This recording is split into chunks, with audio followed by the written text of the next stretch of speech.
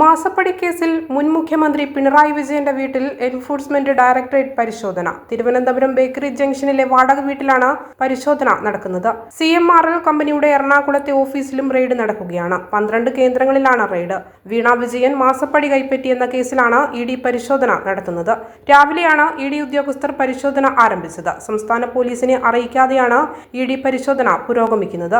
ഇന്റലിജൻസിനെയോ special ബ്രാഞ്ചിനെയോ local പോലീസിനെയോ അറിയിക്കാതെയാണ് raid നീക്കം. കേസിൽ വീണ വിജയന്റെ സാമ്പത്തിക ഇടപാടുകൾ, സാമ്പത്തിക സ്രോതസ്സിന്റെ ഇടപാടുകൾ, കമ്പനിയുടെ വിവരങ്ങൾ, പിണറായി വിജയന്റെ വിവരങ്ങൾ എന്നിവയാകും പരിശോധിക്കുകയെന്നാണ് ED വൃത്തങ്ങൾ വ്യക്തമാക്കുന്നത്. എക്സാലോജിക് ഇടപാടിലെ ED അന്വേഷണം പ്രഥമ ദൃഷ്ട്യാ നിലനിൽക്കുമെന്ന് ഹൈക്കോടതി വ്യക്തമാക്കിയിരുന്നു. ഇതിന് പിന്നാലെയാണ് EDയുടെ നാടകീയ പരിശോധന ആരംഭിച്ചത്. എൻഫോഴ്സ്മെന്റ് ഡയറക്ടറേറ്റിന് അന്വേഷണവുമായി മുൻപോട്ടു പോകാമെന്ന് കോടതി.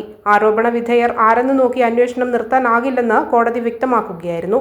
പിണറായി വിജയന്റെ വീട്ടിലെ ED റെയ്ഡിൽ കടുത്ത പ്രതിഷേധമാണ് പ്രവർത്തകരിൽ നിന്നും ഉയരുന്നത്.